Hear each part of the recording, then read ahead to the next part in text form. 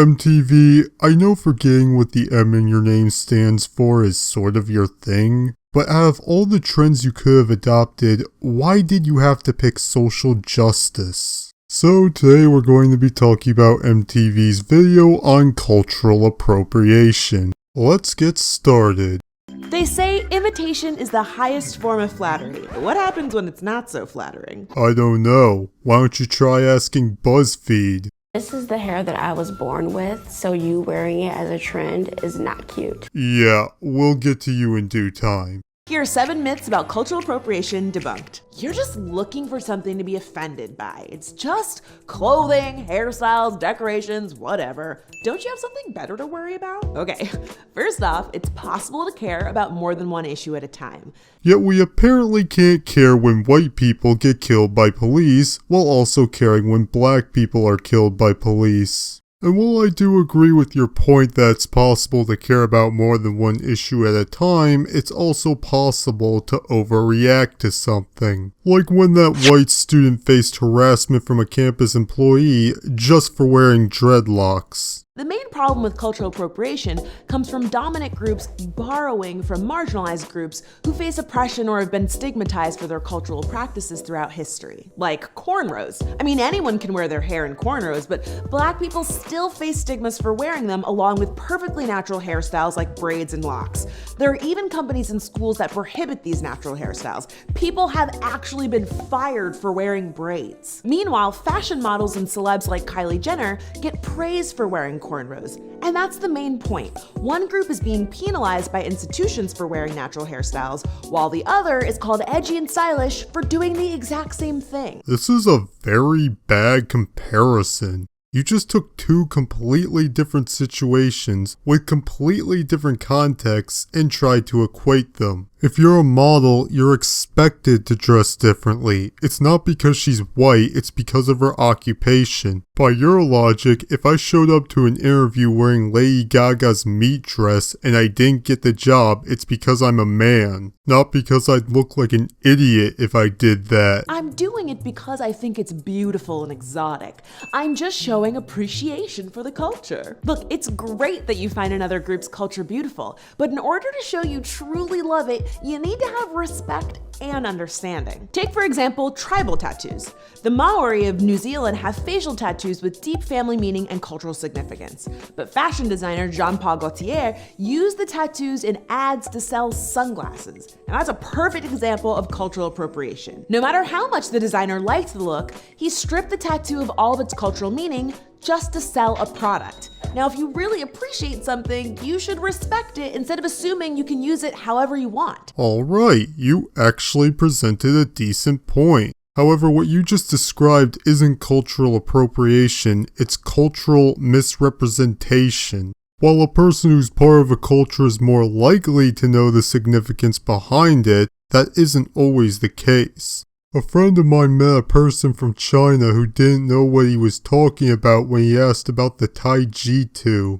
If you want to talk about cultural misrepresentation, that's fine, but saying that using a part of someone's culture and misrepresenting it are the same thing is like saying being a feminist automatically makes you a misandrist. While there might be correlations, the two are ultimately not one and the same. Well, I don't find it offensive, and I asked someone from that culture and they said it was okay. Well, it's not your culture that's being disrespected, so sure, you don't find it offensive. And if you know someone from that background who doesn't mind your tattoo, costume, or whatever, that's cool. But remember that one person doesn't speak for all members of that community. And if someone says they're not okay with it, they don't speak for all members of that community either. What do you want me to do? Ask every single person from an entire culture on whether they're okay with something? Whatever. Fashion, art, film, music always borrows from other sources. Plus, it doesn't hurt anyone. Sure, cultural exchange has been going on since the beginning of time.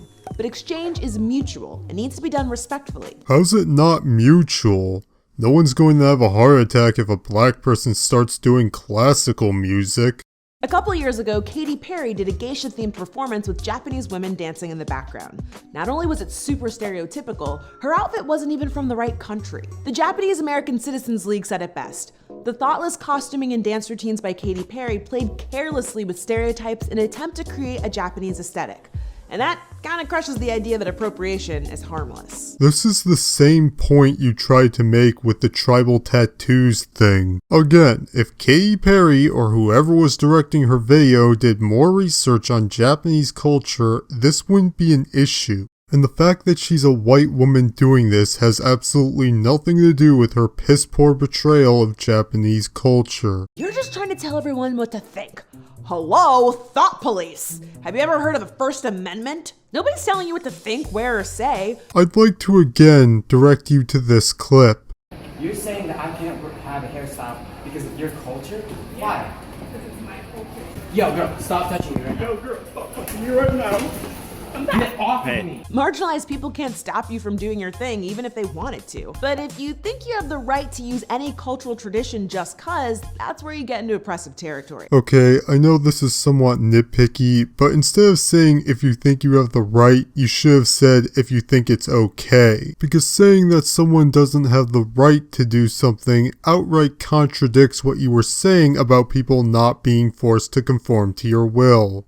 And if you genuinely don't care if someone is hurt by your appropriation, that's just crappy. If someone's offended by me misusing a cultural icon, that's one thing. But if you're upset just because I have a hairstyle that was started by black people, then you need mental help. So because I'm white, I'm automatically racist. And if I wear this clothing, I'm even more racist? Pretty much. This isn't about beating up on white people. Anyone can appropriate elements of marginalized cultures. Heck, Pharrell even made the mistake of wearing a Native American headdress on the cover of Elle magazine.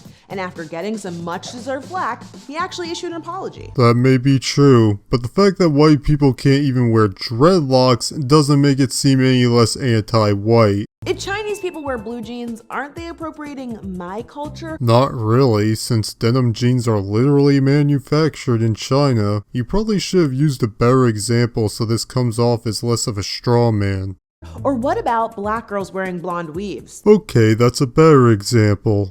Or how about speaking English? Okay, this is a tough one. Assimilation and appropriation aren't the same thing.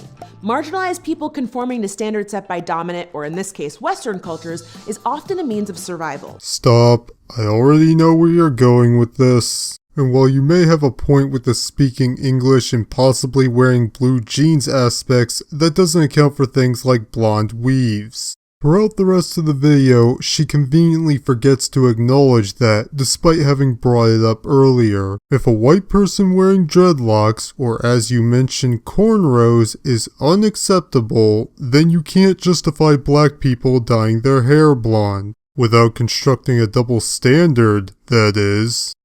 The goal isn't to shame you out of wearing or enjoying certain things, but listening to the people from the culture you're interested in shows you have a genuine love, respect, and understanding for something that's not your own. Hold on. Earlier in this video you said, and if you know someone from that background who doesn't mind your tattoo, costume, or whatever, that's cool.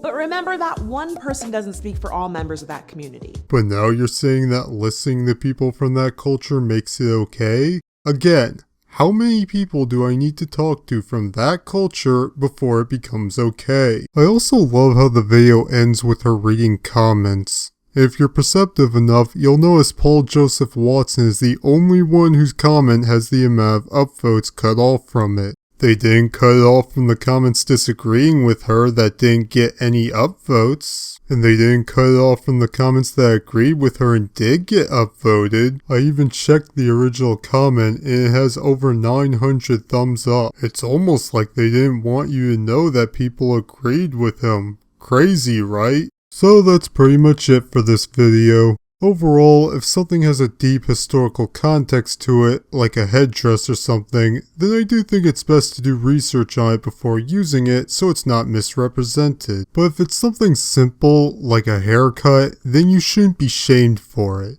That's really all I have to say on the matter. Thank you for watching, and I hope you enjoyed the video.